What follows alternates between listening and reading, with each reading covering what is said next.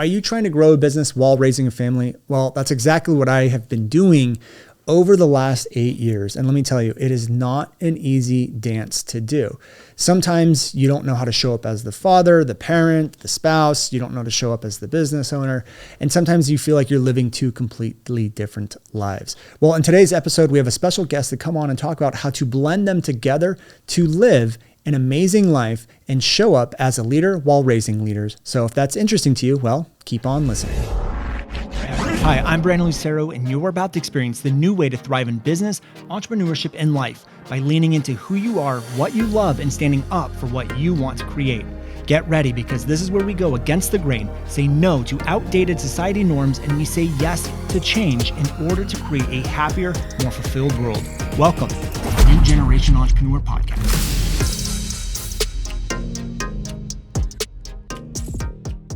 Hello, everyone, and welcome back to another episode of the New Generation Entrepreneur Podcast. Today, we have an amazing episode lined up for you guys because we have a special guest on today. Now, for those of you who've been listening for a while, you understand how important I think children are. In fact, my deeper purpose is literally all around the next generation. That is the name of the podcast. And today we're going to dive a little bit deeper into that because we have Elizabeth Hartke from Luminary Leadership Co. on the call with us today. So Elizabeth, welcome. Glad you're here. I'm so pumped to be here and have this conversation with you. Yeah, me too. I mean, I was on your podcast where we were talking a while ago, and I was like, the conversation was so good after we ended. I was like, okay, you need to come on to my podcast and continue that conversation. So do you mind just telling everyone a little bit about what you do? Sure. So I am the founder of the Luminary Leadership Company, and primarily what we do is we work with entrepreneurs, but we focus a lot on founder families, like entrepreneurs who have families or have those family values where they feel, sometimes I hear it that they feel split in two. And another way that some people will phrase it is they feel called to two different things. They feel called to be entrepreneurs that are growing and scaling their businesses because they have a mission in this world that's outside of their home or, outside of parenthood. But they also feel really called to be parents, and not just be parents, to be great parents who raise up these well-adjusted little leaders of their own. So I started, for years, I've worked in entrepreneurship and helping business owners scale and grow. And I would mentor them in business principles, and I would help them grow and scale their business. My kind of shtick back then was helping them get out of the time for money model so that they had more scalability, ultimately equaling more freedom of time. Because to me, if we make it all about the destination, but 99% of it is the journey and the journey sucks, like what's the point? So right. I wanted to help people build the infrastructure and the team and the leadership skills necessary to grow this business. However, what I was finding was a lot of us come into entrepreneurship with this fire in our belly because we see this vision for possibility, right? We want to have more freedom. We want to be known for what we do. We want to make an impact, all these things that mean something to us. And we have every good intention of doing it in alignment with our values. But when we don't have the leadership skills and we don't have the business acumen and the business model fleshed out properly, sometimes it happens at the expense of the people we were doing this for in the first place, i.e. our children, our spouse, they become our collateral damage. So over the years, we evolved. I say we because this is very much a team effort. I have an incredible team behind me. And we started to see that this was about more than just the entrepreneur. This was about more than just their mission in business. This was more than just about their freedom of time. This was about raising up this generation of entrepreneurs, meaning us, you and I, Brandon, and everybody else in our peers in this sphere of entrepreneurship, so that we can ultimately raise up the next generation of leadership. So our company serves entrepreneurial parents and families, helping both the business owner, the founders, grow and scale their business so they do have the freedom of time and the business model that will serve the life they want to live, but also the tools, resources, community, and support to raise up leaders of their own. So that's that kind of juxtaposition of both sides of our business coming together. Right. And it's what lights me up, because to me, it's about the family. It's about so much more than just the business itself. Yeah. I mean, that makes a lot of sense. And that's kind of, it's oddly similar to how I describe messaging. And when I tell everyone, you know, that comes into our especially our mentorship program, I say like, look, everything in our business is an open book. I'll talk to you about structure. I'll talk to you about team. I'll talk to you about systems or process or financials, whatever you need. It's not just about messaging. And the reason why is because when those things are out of whack, then there's no way you can get yourself to the space to uncover your messaging because your mind can't get there. And it's kind of like a very similar thing to what you're saying, is that in order to be that amazing parent and raise leaders and show up the way you want to show up, you have to have everything else functioning well on the business side. Otherwise, it's going to cause disruption in one way or the other. So it's very interesting that we almost described the two things exactly the same. But I want to dive into this. I want to ask, there's so many questions that I want to ask, but I'm really curious as to where you got started. Like, were you always an entrepreneur? What was the journey leading up to you creating the Luminary Leadership Company? Yeah, a lot of who I am and who I've become and am still becoming is, I always say it was caught, not taught. Like it was the example for me growing up. So I wasn't always an entrepreneur personally. I'll share a little bit more about that journey, but I was raised by entrepreneurs. But both of my parents run their own businesses. My dad just retired in his mid-70s. My mom is still going strong, running her own business, her own practice. My grandparents were both entrepreneurs, my aunts and uncles, and we had come from a very big, tight immigrant family, very expanded and very just connected. So it was what I witnessed growing up. And I have these memories of being a little girl, and my mom was present for everything. We were so blessed. I know this is not the case for everybody, but it was for us, and I'm super grateful, and it molded us in a big way. And she was the homeroom mom. She was, when it was too hot out in school, back before these bougie kids now they have AC in school. Like, what's that about? We didn't have that. So we'd be sweating in school, and she'd bring popsicles in for us, and she'd be at our ball games, and then she'd somehow be home and making dinner and then getting us to bed. And she had this flexibility as an entrepreneur that made it possible for her to be present.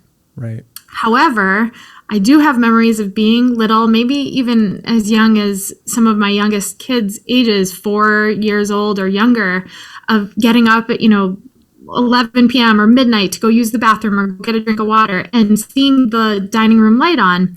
And my mom sitting there with the light dim so that it wouldn't disturb anybody that was sleeping, and all of her papers strewn about the dining room table, making up for that lost time that she had invested into us. Now, I know for sure, because I've asked her, that it didn't feel like a sacrifice. This was how she wanted her life to be. She was grateful to have that flexibility. But she didn't have freedom. And I think that's a big misconception a lot of entrepreneurs have, is like, oh, I quit the 9 to 5 and now I have freedom. It's like, no, you have flexibility until you build a business that allows for actual freedom. My mom didn't have freedom. She had to make up for that lost time. So I witnessed that as a kid. And of course, so often, we go the opposite path of our parents. So I went the corporate route. I played sports my whole life. I've always been competitive, and I was like, this is great. I'll know what my paycheck is each month. I will climb the corporate ladder. I'm competitive. I like, fighting for things like that. So that'll be great. And I'm telling you, 5 minutes in a cubicle, and I was like, oh, did someone shut off access to oxygen? Because I feel like I'm suffocating. This is terrible. I was basically unemployable because everything my bosses would bring me, I'd be like, yeah, I could do it better. Or I'm going to do it this way. And they're like, we're not paying you for your opinion. We're paying you to do the tasks that we put on your desk the way we tell you to do them. And that's just not me. Right. So that's when this is over a decade ago now, that I started exploring, all right, how can I hustle a little bit on the side and break free of the chains of this cubicle life? Like, I just don't want to do it. So I was living in Boston, and I was like, you know what? I'm really familiar with the bar scene. I was like 21 years old. My friends and I were going out a lot. My corporate job was actually for a big global liquor company, but I worked in corporate. So I was very familiar with the bars and the restaurants and the high-end clubs and stuff in the city, which is so not my life now, but back then it was.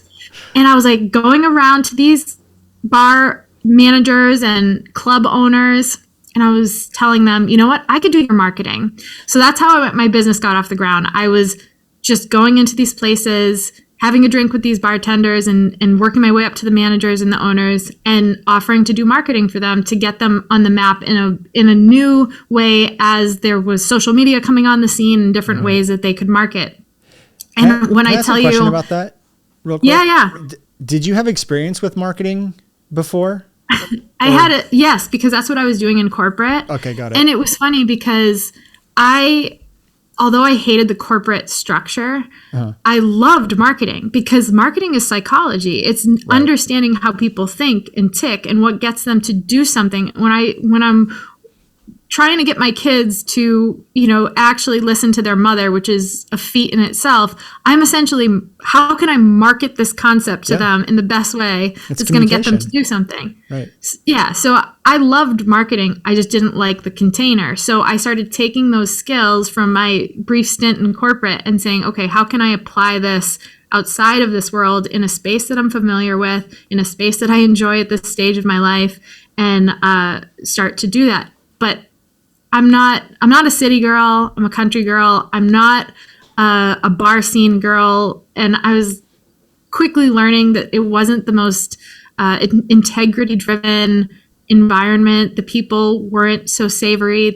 A woman coming in at 21 years old, they're trying to take advantage of you. So there was a constant innovation and evolution over the last decade. My business today has nothing to do with anything I did then, but it was the first taste of, I can do something on my own using my gifts and my skill sets to get me out of the life I'm living and into the life I want to be living. And I always had that in the back of my head, that vision of my mom at the dining room table. And it was, okay, Liz, how can you take this and scale it and ultimately help other people scale and grow too? Because a lot of my family members that are entrepreneurs, they had a time for money model. If they weren't working, or if God forbid they got sick or injured, they were out money. Being self-employed is a risky business sometimes. So it really inspired me to want to evolve my business to a place where I could serve family entrepreneurs, people who felt, called to those two worlds and wanted to serve people outside of their home as much as they wanted to serve those little people inside of their home and help them scale and grow their businesses to a place where they could have freedom, not just flexibility. Gotcha. I love that. I wrote that down, the flexibility versus freedom distinction, because I've never thought of it that way before or heard it described in that way. And it's really interesting because I think a lot of people start their businesses for what they call freedom, and then what they get is flexibility. And then they mistake it of like, oh, I got freedom. And it's like, no, you're still tied down and you still have to replace that time. So to you, can you describe a little bit of the difference between flexibility and freedom, just so it's very clear for the listeners, and maybe how do people know if they're stuck in the flexibility side and less of the freedom side? Some symptoms, I think, of being stuck in the flexibility side versus freedom side are things like, I would say I see commonly phone addiction. They feel like they've got to be on social media. If they're not showing up, they're not going to be producing. Time for money business model. So a lot of service-based providers where if they were to take a vacation, their business would take a hit because they're not there to mentor the client or sign the new client or show up or provide or give the massage if they're a masseuse or cut the hair if they're, cutting hair, whatever it is. So that's another thing, is that stress around the idea of taking time off. If you feel that and you don't feel empowered to enjoy the freedoms you can create for yourself, you likely are in a flexibility type world versus a freedom type world. I think another common symptom is kind of a feast or famine type business where you have these highs when things are going well, but then of course there are seasons where it should be designed that you're not launching or that you don't have something big and huge that you have to be putting a ton of time, energy, resources, money, investment, all that into it. But you see a lot of entrepreneurs who are even in what you would think is a passive income stream or a residual, where they're launching a course, let's say, oh, it's DIY, I can make this money and I don't have to show up for it. Well, launching is a full-time job. And when your money is only coming in when you have these big investments of time, energy, team, all of that to launch, you're in a feast or famine business, which means you likely really just have that flexibility versus that freedom. So the symptoms to me of someone who's shifted more into the freedom side of things is, one, they've really developed the leadership skills to be able to bring on the team and mentor them in a way that it's not just about hiring employees to check the boxes of stuff you need done. You're bringing someone in that you're mentoring and you're leading, and you're becoming a leader of leaders. You're not just managing employees, you're bringing team members in who you're looking at them as an individual saying, how can I draw out the best version of you and give you a role within this company to live out your leadership skills, live out your vision of who you're called to be and who you're supposed to become. So really owning that leadership piece.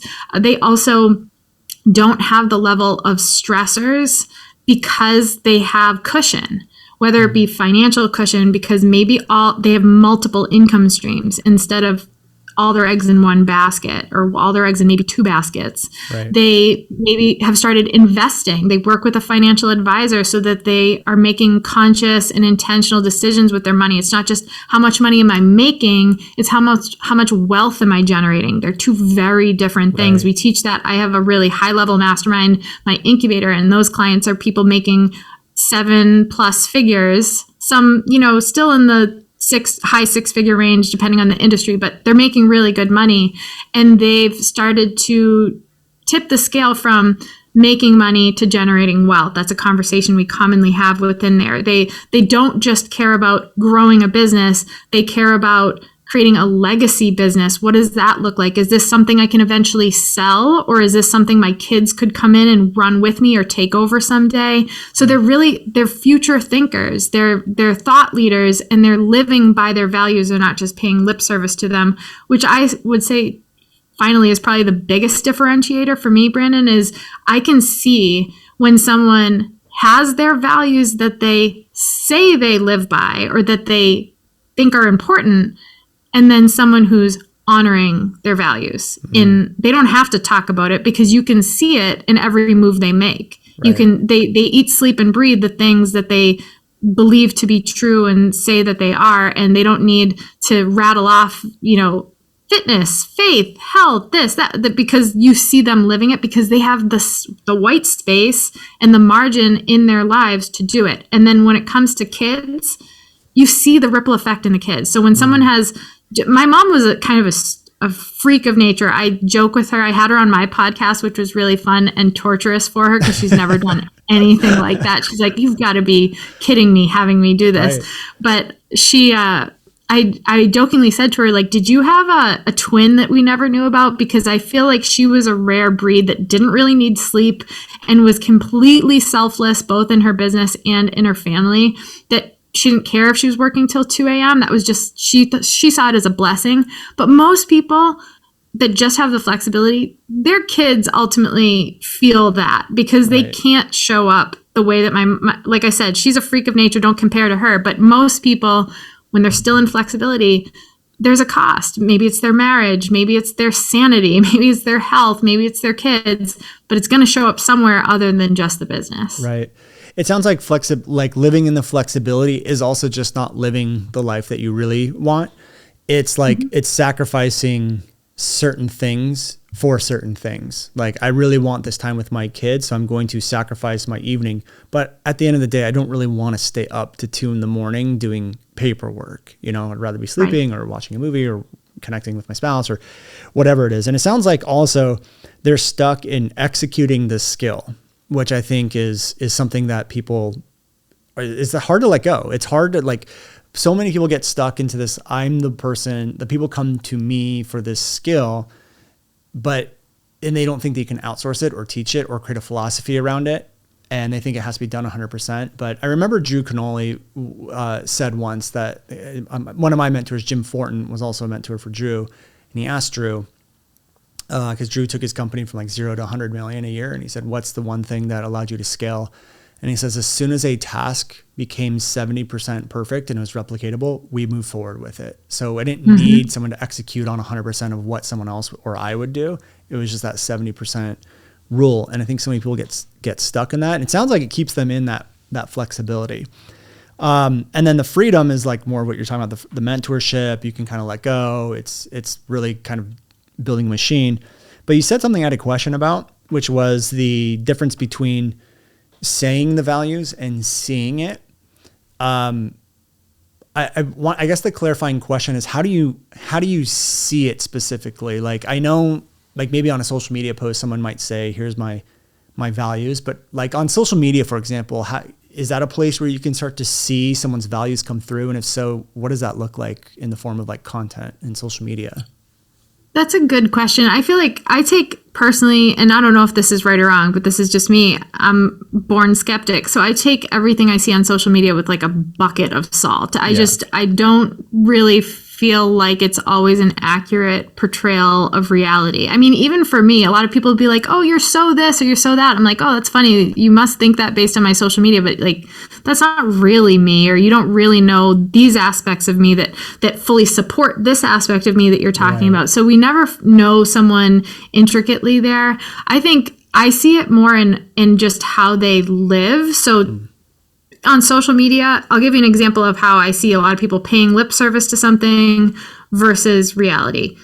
Someone will put up a post, for example, talking about, showing the beautiful picture of their family and how they're doing this for their family and they're present with their kids and they do all these things. But then, you look at their stories and they're 500 little tick marks because they live on their stories from 6 a.m. to when they finally fall asleep with their phone on their face at midnight because they're addicted to their phone, quite frankly, and this has become their habit. So how are you present with your kids when you're also present to your phone? A kid can't we talk about this in our house a lot, my husband and I, because we're human. I mean, we run our business from our phone a lot, and I'm not disciplined enough sometimes to be like, oh, I'm just not going to use my phone. We actually had to come up with ways to live by this value in our home. So, for example, social media came off of my personal phone and went on a business phone that only lives in my office, that I take it out to do specific stories at very specific times.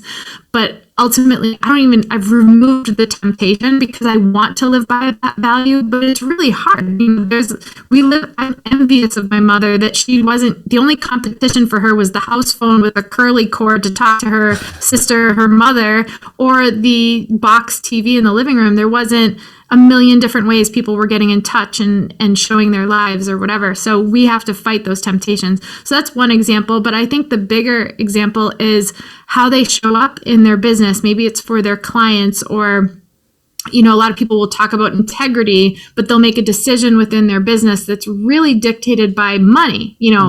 Maybe they step on someone's toes to get a client or to poach a client or something of that nature, and they never spoke to the other person that it was affecting.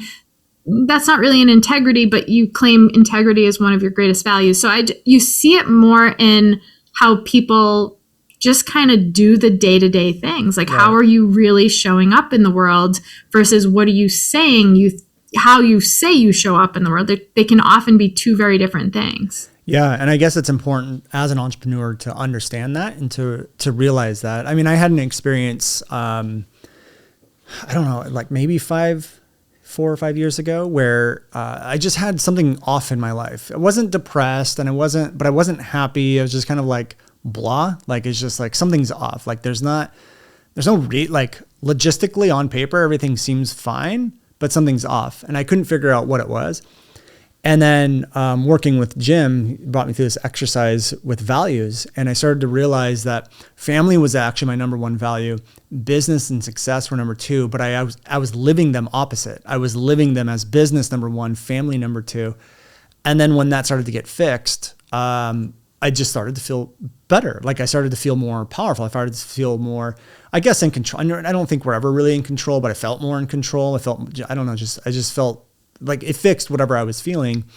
And actually lately I had to go through that again. Even though the business has been pretty much like the most self-sustaining it's ever been in my entire life, but getting back into family number one, relationships number one, looking at like, okay, great, the business is here, but are you still like, yeah, you're with your family, but are you with your family doing the things that you find valuable? And it was like, no, I'm not. Like, so I was even spending that time with the family, but it wasn't in the way that I envisioned it. And again, it was causing issues. Like, again, not depressed or unhappy. It's just like, I don't know, like just this even keeled line and that's never where I want to live my life.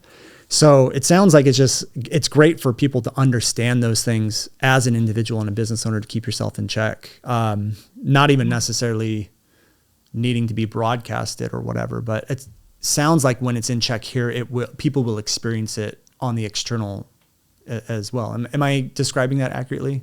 My interpretation? Absolutely. Okay. Yeah, I think that's absolutely right. It's kind of this concept. I think we might have even talked about it when you were on my podcast and I was interviewing you. And it was one thing that, people start to make this transition. And to your point, I think this is a perpetual thing that we face as entrepreneurial parents, right? That's that constant pull in two directions. It's the nature of how we're always going to feel. And sometimes we have to build in either the structure or the game plan to be able to honor the things we want most, like how I had to remove social media off my personal phone because I didn't have the will to just grit through it and be like, I'm not going to be tempted. It's designed to draw me to it and magnetize to it. So I had to remove it from my vantage point, and that helped.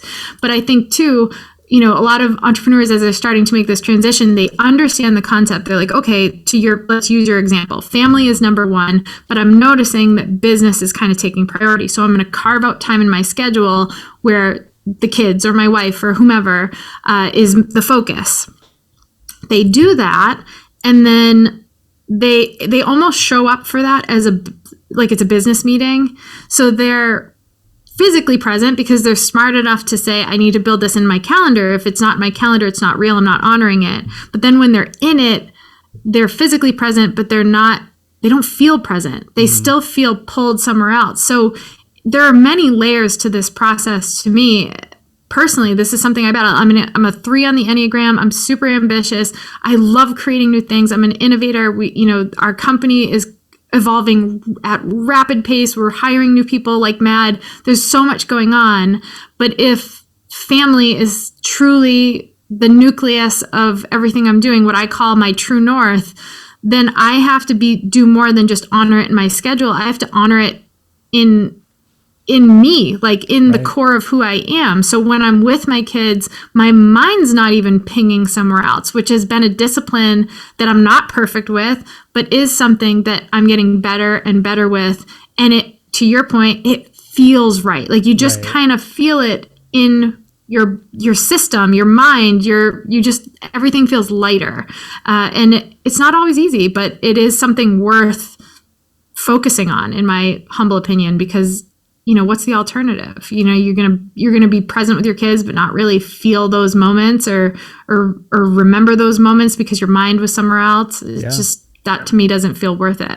I mean, I understand exactly what you're saying, because the phone is a big problem, and it has been for me.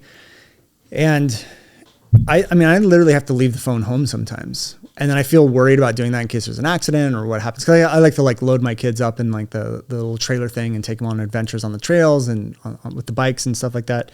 But it's like, the phone goes off and it's a Facebook thing. And I'm like, then my mind automatically goes to, well, you can't forget. What if you forget? Well, what if this and what if that? I don't want to have to worry about it later. Let me just take care of it now. And then you're not present. I love the idea of having a separate phone just for business, because to be honest with you, I hate this effing thing. I literally hate my effing phone. But it's necessary. But I also love it at the same time. I think there's so many beautiful benefits we get from social media and phones and technology, but there's also, it's a double-edged sword. It goes both ways. Mm-hmm. So we've done things like in our house, like no phones at the dinner table, like it's time for family connection and certain things like that. But I've had to really work on my awareness of what's going on and what am I doing this moment and being present. Cause that was one of the things my wife brought up to my attention, is exactly what you're saying, is that even when you're here, you're not present, and you haven't been for a lot of years. This is back when I was building the business, and it was the examples you gave, like going on vacation and not being able to unplug, doing this. And it wasn't until maybe 2 years, maybe even 3 years ago that I've been able to actually take a real vacation and not be on technology and stuff like that. So my question to you, and where I would love to move the conversation, is how do we start doing this? And well, let's start here. Why is it so important for you to be doing this type of work? Like, what's the driver for you? I think I don't know exactly how to define it, but it's just kind of what I've witnessed being in the entrepreneurial space for a while now. I think there's a toxicity and a kind of a cancer creeping into entrepreneurship. For a while, it was the hustle culture, and that was kind of an obvious one that we could say, okay, I'm not into that. I don't want to just hustle. So that to me was a little more clear. Yeah. But now there's this kind of culture of, I'm not into the hustle culture.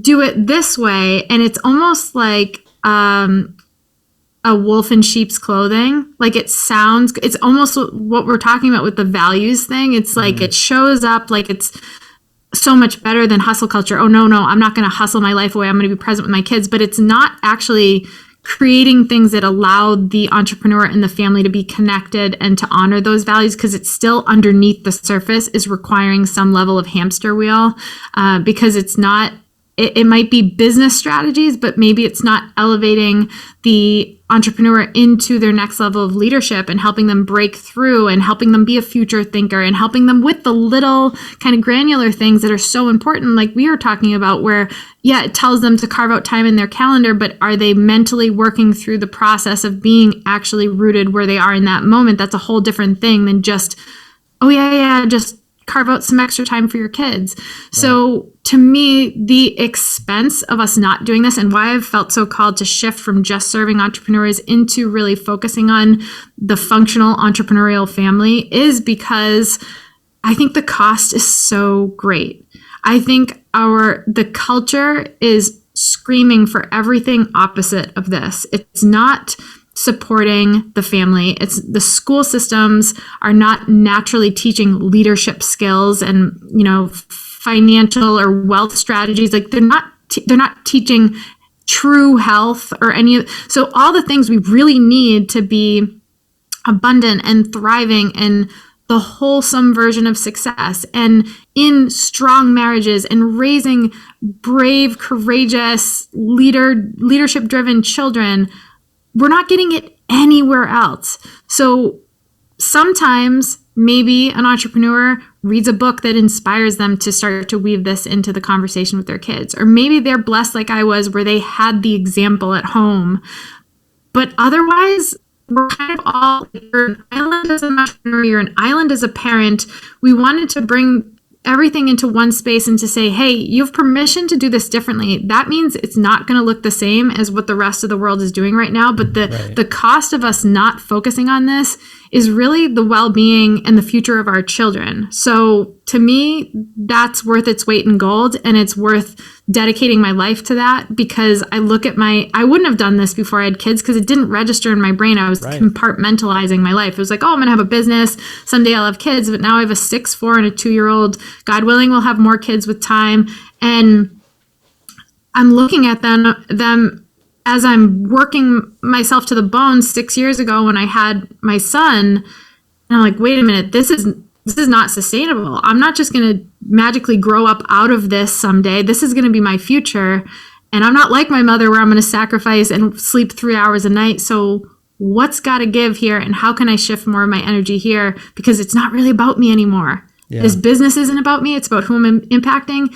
And life in general is not about me. It's about these kids that I'm raising up and the life they'll go on to lead and the ripple effect that they'll create in the world. So it felt like almost like the gift of this burden. Like it was placed on me, and it's hard, but it's a treasure, because it's going to affect my kids, but it's ultimately going to affect all these other children as well, which, sounds silly, but like they are our future. So may as well invest into them. Yeah. I mean, it's generational change is what you're working on and creating. And just so I'm clear, the cancer that you see spreading into like the entrepreneur space is just that, is it that there's this one way to do something and people need to feel like they need to fit into that one way? Or is it kind of a lack of presence and awareness in what you do. It's almost like a surface level. Let me show, like, I know that this is what people like, so I'm going to do it. But behind closed doors, I'm not living that way. Is that kind of the cancer? It's almost like a show that people are putting on. Yeah. Yeah. And I think it's a byproduct of our social media culture where everything is surface level. Like I said, that bucket of salt that I take everything I see on social with, it's because it's only one level deep. I mean, even if someone's being vulnerable, you're still not getting the intricacies of that, whatever situation they shared. It's just reality. It would be weird if you did. Like, what are they going to be on there writing a novel every 5 minutes about something? So to me, it's the comparison and the competition and just the example. I mean, this is, whether we like it or not, we're all on social media. So even if we're conscious of it and we're like, oh, I'm not going to let this pollute my mind, we're consuming it. Right. Anything you consume, like junk goes in, junk comes out. So to me, I think that's a big factor of it. But at the same rate, I think it's also just I keep using this word for lack of other words. So if you have another one, throw it at me. But the values of entrepreneurs these days, even outside of family values and stuff, it's like they're valuing money instead of seeing that when you become the person you're called to be and you step into what you're called to do and you focus on that impact and you put people first,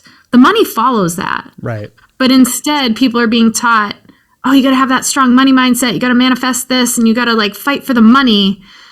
And the values that come with that are not really integrity driven. And to me, they don't ultimately fulfill the person anyway. So they're always left feeling hungry for more. Like they're always feeling out of alignment because they're not filling their cup with all the goodness that can come with growing this business and serving people. There's, a lot of people will say, oh, there's like a leader because they're positional leadership, right? They're a leader because they own a company, or they're a leader because they got promoted to blah, blah, blah. And then people will talk about the idea of servant leadership. But to me, and how we kind of define luminary leadership is eliminating the need for that phrase servant leadership, because that's what leadership is. Like, it's being a servant, it's leading others, it's at the sacrifice of many of the things that would be classified as wins in today's entrepreneurial culture, because it's not about you anymore. So I think there's a lot of me culture right now. What do I need to do? How do I get ahead? What boundaries do I need? And although many of those things are important conversations and boundaries are good, and I'm not vilifying any of that stuff. I'm just saying they're first. And it deprives that entrepreneur from really honoring their true purpose and doing it in a way and in alignment with the values that will allow them to finally start to feel the things that we all crave but really struggle to feel, which is fulfillment and purpose and alignment and goodness and just an understanding of why we're here. Yeah, I got you. So that makes a lot of sense. So it's basically remembering who you are, being in alignment, understanding why you're doing what you're doing, like what is the impact behind it, and moving it away from just money. I'm doing this for money. It's getting down to that deeper root, deeper cause, which the way I describe it, when it comes to messaging is like your dharma, like being in alignment with your dharma, your purpose. And I think people's purpose changes all the time, but that's the core. And then showing up, knowing, like you said, you are that servant. I think even on an energetic level, when you operate from that place, it creates a much more powerful and attractive energy for people to come in, because people can feel it. People can feel if you're just trying to take their money. They may not be able to logically write down, there's something off with that person, but they can literally feel it. It's like you walk into a room and people are arguing, something's off without anyone saying a word. It's the same thing. So that makes a lot of sense. My question now is just like what are the first steps? Like, what's the overview process of doing all of this? Like going through the work and raising kids. Is there do you have like a philosophy or something, a high level view of how this all works? my husband and I always joke because I'm like, man, I'm kind of taking a risk getting into this space because my kids are only 6, 4, and 2. And I'm like, well, they could, I'm talking all about raising leaders. I'm like, well, they could end up being like total degenerates or bank robbers 20 years from now. And I had this, methodology that I'm teaching that clearly didn't pan out. But I don't think that will be the case. They're pretty great kids. But for me, it felt disjointed in the beginning, to be honest, where I was like trying to piece it together. I'm like, oh, I don't like how this feels, so I'm going to try this. And I don't like how this feels, so I'm going to try this. And then my husband and I sat down and we started talking about it. And we're like, well, what do we want this to look like? And what are our priorities? And I said, we need a true north. We need that North Star that guides our family together in, as a unit. And we need to stop compartmentalizing the business over here, the kids over here, the marriage over here, and realize that it's all one. And the same, we had created company values, right? So I'm like, man, isn't it out of integrity if my company values are not the same, if I'm the founder of the company, if my company values are not the same as my personal values or my values that I am instilling in my children? I'm going to instill one set of values in my employees and my team members and my clients, but I'm going to live by a different set. Like, that doesn't make sense. So we scratched it all and we sat down and we ultimately ended up by accident creating this workbook we called the True North Workbook. And it's geared towards entrepreneurial parents. And it was like, okay, a start here. I don't care if you make $5 million a year. I don't care if you make, just made your first $5. If you run a business and you're family oriented, even if maybe you don't have kids yet, but like you're married or you have a vision for a family or you're impacting the next generation in some capacity, teachers could do this, doesn't matter. We kind of unearthed, what does this process have to look like to answer that question of how? Okay, so where do we start? And I've done values exercises before, Brandon, and they're great. They help bring up some thoughts. But what I felt like I kept coming up with was this shallow list of words that sounded good, like faith, family, health, integrity. And I was like, what does that mean? How do health to one person could mean something totally different to another person. So this process we came up with within this workbook really broke down, okay, how do you come up with these deeper values and then give definition to them? And you actually have defining lines within it that would alert you to when you're not living in accordance with that value and ways that you can hold each other lovingly accountable to those values. So around, it even had like dinner conversation prompts that we just kind of started coming up with. Our kids are young, so they were geared towards little kids, but we would ask questions of, hey, how did you see the value of leadership being lived out today? Or did you live it out? Or do you feel like you witnessed someone not living by that value? What did that look like? Or how would you have done it differently? So just starting to have these conversations around these values. So this whole workbook walks you through, how do you come up with those values, but then how do you align them with your priorities? Because then I feel like discernment is one of the hardest leadership skills, both as an entrepreneur and as a parent, discerning what's right. Or when you're, let's say in business, you're presented with an amazing opportunity. Maybe it's financially amazing. Maybe it's notoriety, would be put your name in lights, or maybe it's everything you thought you wanted.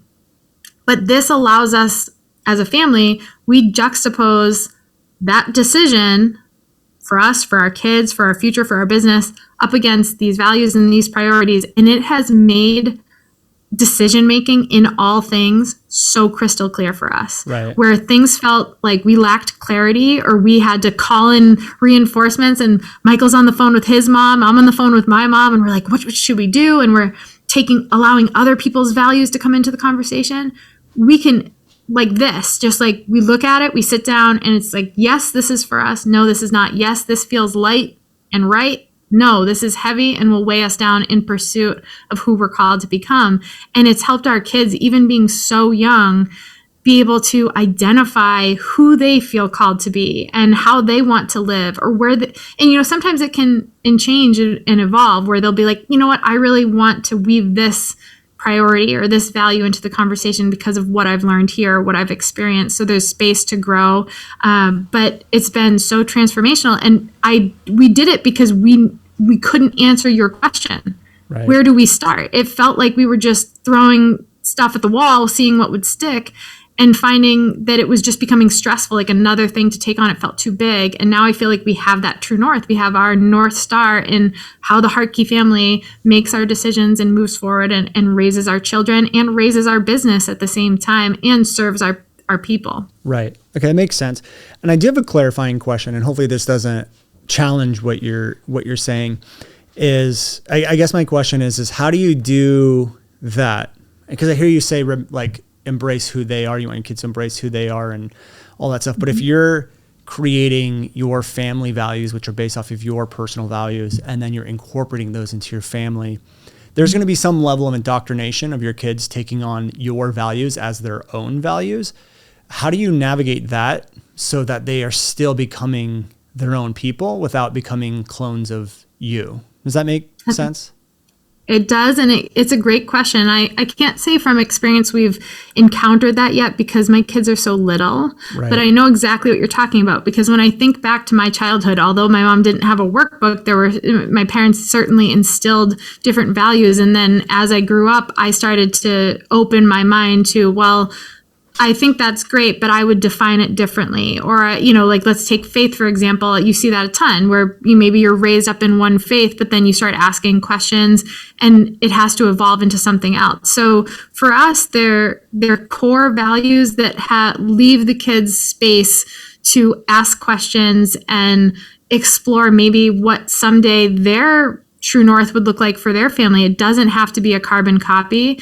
But I think the important piece for us has been in defining these things, there isn't a set, like, check this box or you're living out of integrity. That's one of our values, right? It's not health and eat these specific foods or else you're not healthy. Right. It's conceptual and it's for the betterment of the family. Like I do think it's kind of our job in the early stages to indoctrinate them a little bit into what we believe is right as parents, but also give them the space to grow. I mean, one of our core values is love. And as a family that honors love, it leaves that space that we're going to love you no matter what. When we say goodnight to our kids every night, it's I love you. It's not I love you. It's I love you no matter what. No matter what you choose, no matter what direction you go in, no matter how you show up, no matter what mistakes you make, I love you no matter what. So they know love is going to be a core value for the remainder of their days, but it might look differently as to how they give it or they show up for it.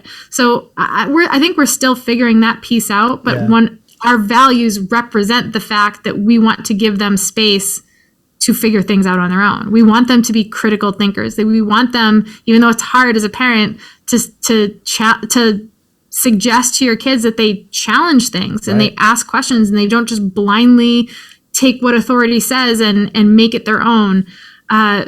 That's signing me up for a tougher job than a kid that's like, just obey and do as you're told, like I was told as a kid. Right. But it's giving them space to grow into who they're supposed to be while also having a little bit, bumper lanes when they're young, and then ultimately some really good things to shoot for that they can redefine as they see fit. Yeah. I mean, that makes a lot of sense. It's like, for example, and I like the way you structure it too with the family. It's like, hey, with the family, integrity is one of the values, but you're even asking questions of like, how did that look like for you today? Or what does it mean to you? Or how did you see this today? Did you see someone? It's almost like they have their own interpretation or values of what integrity even means as an individual. Mm-hmm. So there's still that individuality to explore what that value is and how they want it to show up. My next question is like when they get older and they do start really discovering what they like and what they find important, like maybe their teenage years or whatever, which again, I don't know because my kids are around the same age as yours. How would you, like if they came in and were like, hey, I don't want to operate underneath the value of integrity anymore. I want to have this value instead. Is there an approach that you guys take to that to let them kind of discover their own things as well within a family unit? Yeah. So just to clarify, do you mean if they say, I'm abandoning integrity completely, or is it like of this list of 10, I think one of my top 10 isn't integrity anymore as much as it's generosity or something different? Well, I kind of want to ask both because I'm very curious as to the answer for either one of them. But I guess the question is like they're just abandoning one of the values you have as like their top 10 and they're choosing something else. How does that work within a family unit?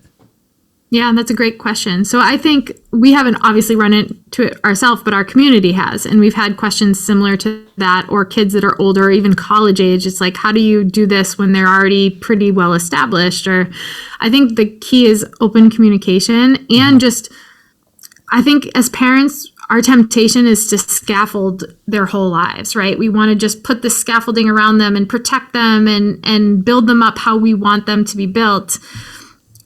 I think that's the beauty in doing this early, is that when we really instill those core values, although they might take it and make it their own, they still have that center. They still have something strong that they stand for and believe in. But as they get older, they might have different feelings or be exposed to different things that might make them think differently. And for that, I would ultimately want to give them the space and the safety to have an open dialogue with my husband and I of, okay, so tell me more about that. Right. What does that look like for you? If you take integrity out of the equation and you encounter a situation that looks like this, maybe something that would require the decision, am I going to live in integrity or am I not? How would you handle it? And just, I still want to parent, I still want to support, but I don't want to control because First of all, I was a teenager once and everything my parents tried to control, I would headbutt full force. And work. Second of all, it's like, it's not really what we're called to do. We're called to be shepherds and guide them, but they have the freedom to go their own way. So for me, and what I've told some of my clients and people in our community who have done this workbook and been like, okay, my kid is really feeling strongly about this over here, but it's not one of our family core values. I challenge them to make a list of their own. How can you bring in the things that feel good and feel right for you from the list that you've been living by within our family unit? But maybe you're old enough now to have your own true north. Right. Let's develop it. Let's develop that. And that's leadership, right? It's like fly the nest. If you feel empowered and you feel called to something else, let's do it. But one of the key pieces of, and again, this is all just how we're doing it, in my opinion. This is unfortunately for our kids, it's trial and error, right? We never have the perfect workbook that lines everything out for us of how we're supposed to do it. But I'm also not going to be afraid to hold up the mirror. I think back to times in my life where I thought I wanted something, or I thought I wanted to live in accordance with a different set of values. And my grandfather actually was really good at this. He was such a big influence in my life where he would it's a different relationship with a grandparent than a parent. Like with my parents, I'd want to fight against them. But my grandfather, he was like the sage, wise one who never felt judgmental in it.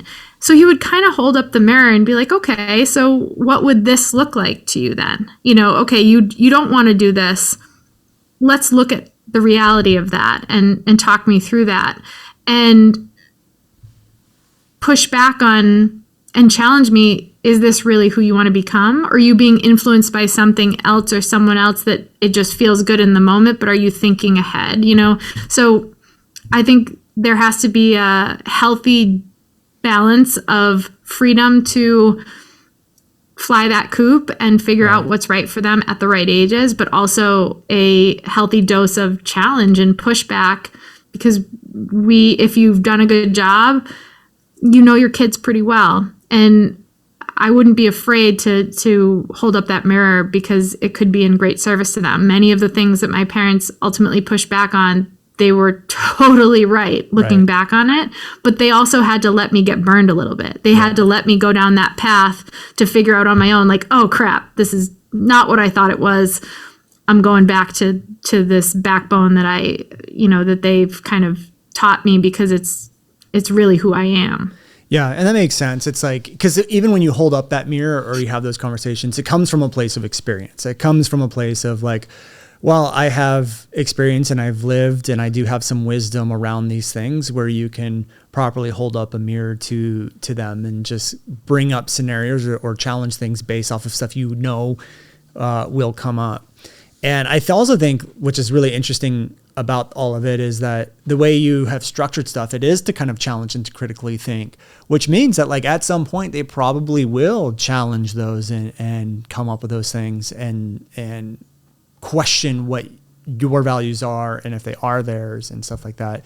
So it's like if you have done that job right and instilled these things in them, it's almost like you said, it's make your job harder because you know at some point, if you've done your job right, they will challenge you on those things and they then become that person that they want to become. It's a beautiful, beautiful thing.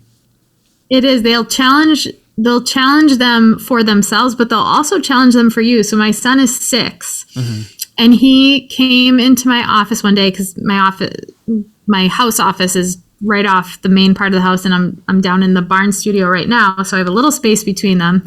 But he'll pop in and sit with me, and I had a little Post-it note on my computer. I'm like queen of the Post-it notes, and I had one up that said something about a seminar that I found online about how to write a book. And he's looking at it, he was kind of like figuring out what it said because there were some words he wasn't familiar with. And he's said, about writing a book? I said, yeah, mommy wants to write a book someday. And he's like, well, why aren't you doing it? And I couldn't really answer the question. You know, it's kind of one of those things that I've just been pushing off each year of like, oh, I'm not ready, or I don't have the capacity, or we're having a new baby, or this or that. And I said, you know, buddy, I don't really know. He said, so are you really living in integrity then, Mom? And I was like, what do you mean, son? He says, well, if you say you're going to do something, integrity is doing what you say you're going to do. So you've been saying for a long time you're going to write a book, but you're not doing it. Are you not does that mean you're not living in integrity? I'm like, son of a, should have never taught him this. It's backfiring. But, you know, he's 6 and he gets the concepts. Right. So even if he might choose to do things differently, I care that he understands values that he's not going to get in the same way in school. He's not going to get in the same way in his friends groups, to the point where he can decide maybe whether it's right for him or not, but at least he understands it. At least he knows it's available to him. And at least he knows the benefit of sacrificing for that value or living by that value as opposed to not. Because sometimes when it's just not talked about, it's easy to just turn a blind eye to it, to live an average life, to stay, you know, beneath the status quo and not rock the boat. Because a lot of times signing up for living by those values means putting a target on your back. It means having to work 10 times harder than the rest of the world. It means, you know, being called out on certain things. Like that's what it means. Right. When you choose to live above that benchmark, it's harder. I'm personally choosing for myself, and at this point for my family and my kids, a tougher life than if I just go plug those hours from 9 to 5, got my money, came home, took my vacation time, lived for my weekends, watched TV, and didn't worry about growth. Like it's a lot harder to do it that way, but it's at the expense of who we're meant to be. And I've got one shot at this thing, and my kids have one shot at this thing. So I'm going to make those sacrifices for myself and for them. And I want to teach them from an early age that, you know, those burdens are gifts sometimes when you choose to live by those things. And the rest of the world won't necessarily understand or support you in the process. I'd even argue they're gifts all the time. Like, I look back at almost every hard, quote unquote, hard time in my life. And like, man, that's such a blessing that I was able to experience those things. You know, obviously in the moment, not so much, but, you know, looking back, almost always. Okay, great. I mean, this podcast is just amazing and filled with so much value and just such a unique perspective on raising kids. I love the idea of, it's something I haven't mastered myself yet because a lot of my life is still compartmentalized. Like, there's like the spirituality side of it, there's the family, there's the business, and I've been working more on like integrating that together. My last question for you is, when you're living this integrated life, let's just call it family and business, what is a specific way that shows up or looks like when they're fully integrated? Like both of them together? Is it just like the values are the same? Is there an experience of life that you get to have when they're both fully integrated? Like, what's a specific example? I have a couple. So the first one that comes to mind is my team went from operating like a team to operating like a family because we started running it like a family. And that was such a beautiful shift for myself and my husband, but also I think for our team members.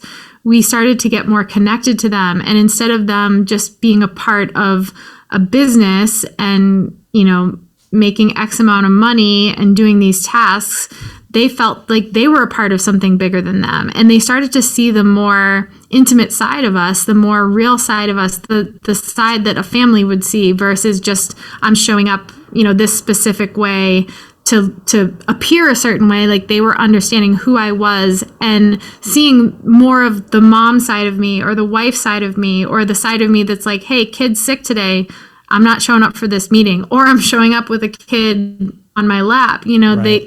There was just this development of the team, and that always affects the bottom line positively. That's kind of like what I was saying before of people chase money, but they don't realize if they really just went in pursuit of where they're being guided, the money follows that. Right. It's similar to that. I think I also noticed it in my family where I was just working and then checking out and being with family. Mm-hmm.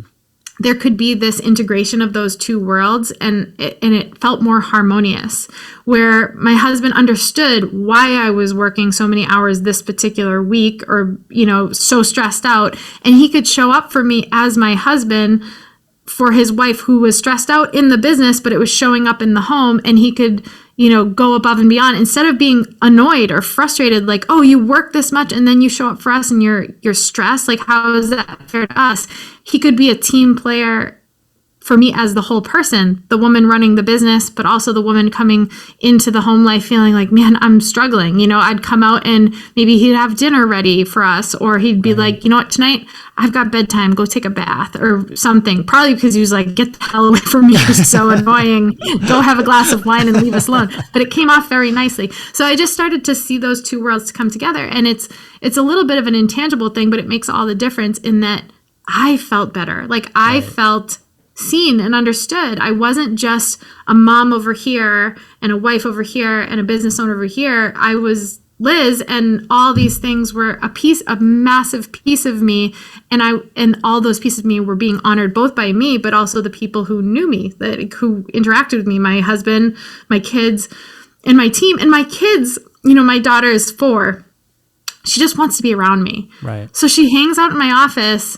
And I don't try to hide that I'm working. Like I'm obviously not sitting around the dining room table on the phone, but I'm talking during business hours when I'm like doing actual work. Right. She'll come in and she files for me. I don't even have any like physical files. They're all on my computer, but she's sitting there filing papers and looking at the letters on it, like starting to read a little bit and all of that. And she's just happy to be with me. And I flash back to that point in my childhood where I was constantly in my mom's office, and I loved it. I would probably go through $100 in Post-it notes a week, just like sticking them everywhere as a little kid.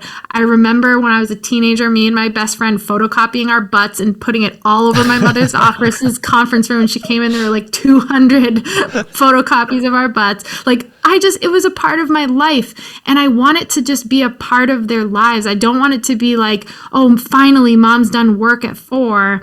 It's I'm in the moments with her, or I'm a part of it. My husband's on our team calls with us, helping to lead and mentor our team. And it just feels cohesive and beautiful. And we're all in it together, even though we might have very different roles, even our little kids.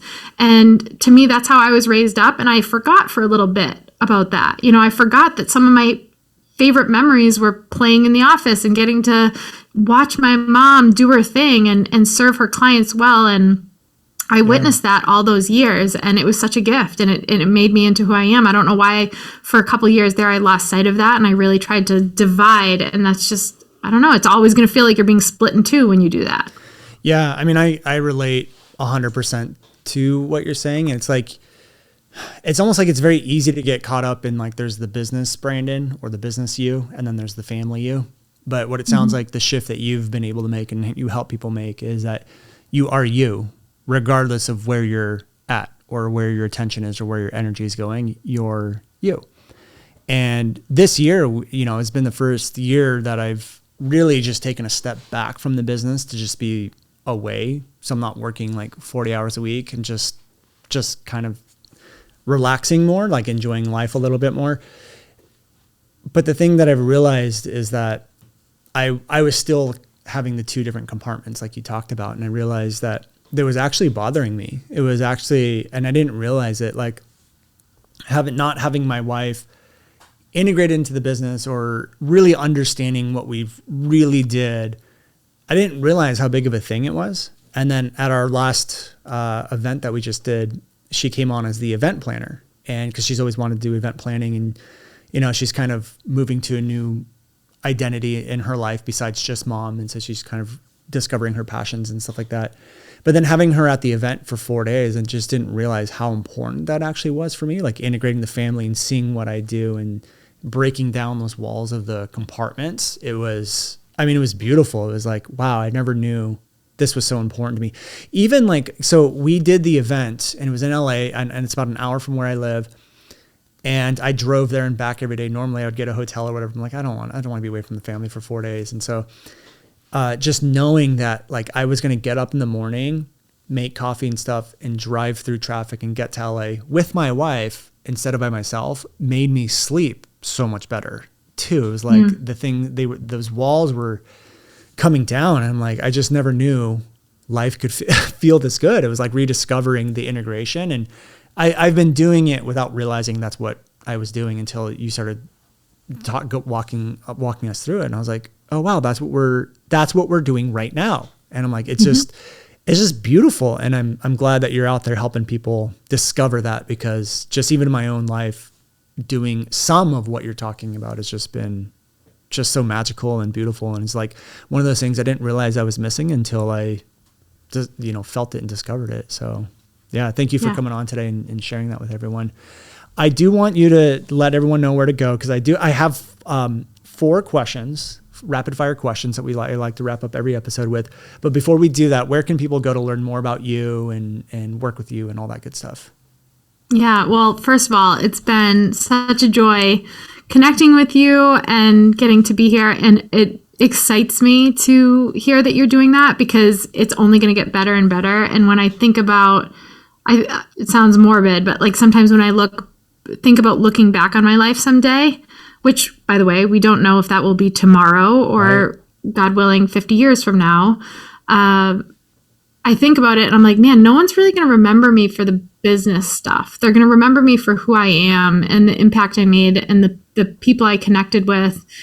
And so I don't want to divide myself and give 50+% of myself to something that really isn't going to be what my legacy is. Right. I want to make sure that I'm honoring who I am in all things. And it really helps ground me in that. So thank you for having me on. Yeah, of course. And as far as where people can come find me, if they're interested in doing that free workbook, I'm happy to share it with your audience. So that's probably the best place to go first is luminaryleadershipco.com/true north. And that's where they can just download that and work on it. You can do it with your kids or your spouse. You can do it with your team. If, like I said, if you don't have the family yet, but the family is your team right now, this is a great exercise to do together. But I'm also always showing up on my podcast twice a week. So the Luminary Leadership podcast on Mondays, we have our Luminary Leadership episode, which is geared towards our entrepreneurs looking to step into their next level of leadership within their business. But on Thursdays, we have our Raising Luminaries episode. It's a short episode, bite-sized for the entrepreneurial parent or family looking to really raise little luminaries of their own or big luminaries. It could very much apply for older kids as well. But it's for the parent, and it's a great place to come hang. And then I'm always over on Instagram too, but very sparingly because I don't have it on my phone. So it's at Eliz Hartke, ELIZHARTKE. And please reach out, message me. This has been such a joy. And what magnetized me to you, I don't know, a couple of years ago was that I see that you're doing it differently. And I love connecting with peers and entrepreneurs who really see that call to both of those worlds and want to honor it well. Yeah, I appreciate that. So thank you. And what was the URL one more time to download the book? Sure. It's luminaryleadershipco.com/true north. Okay, cool. Awesome. Yeah. Thank you for providing that for everyone. And thank you for the kind words. Let's wrap up with these 4 questions. This one I'm actually really interested to get your take on. Do you believe that entrepreneurship should be taught in schools? I do. I think at some point it should be at least an elective that kids that are feeling interested in that or wanting to explore it have that option. Yeah, I agree. Number 2, where will you be in 5 years? Good question. Hopefully, we live out in Wisconsin on our farm here, but we are regularly looking for beach houses out on the East Coast where my family is. So hopefully split between the two places. And as far as business-wise, I would love for my kids are showing a lot of interest in wanting to come in and do very specific roles within the business. So I really hope to be working alongside my children, along with my husband, and we also are focusing a lot on curriculum that we're going to be bringing into the homes of entrepreneurial parents to help supplement the stuff that they're not getting in school. So it can be for homeschool, but also kids that are in school teaching leadership, teaching entrepreneurship, having a gap year program for kids that are coming out of high school and knowing that maybe college isn't the right path. So more resources so that kids can really tap into where they're being guided and they're being led as well. I love that. I have to talk to you about this after the show. So Cool. Make a note of that. Okay. If there was one pivotal moment in your entire life, like if you could narrow it down to this was the biggest moment in my life that changed the trajectory of where I was going, what would that moment be? I have 2 moments popping into my head. One is kind of more obvious, just the birth of my son. You literally you're redefined. You identify completely different than you did prior to having children. But one that is forever present in my mind, I had the privilege of working in my grandfather's law office in the inner city in a not so good neighborhood. And every day after high school, I would walk from my high school over to his law office and I would work with him, which basically meant he'd buy me lunch and I'd just watch him do his thing. But I remember just watching these people come into his office who couldn't afford to pay for anything. Right. And they had situations where they needed support or help. And he would constantly take them on as clients, but then I would see the books and he wasn't getting paid.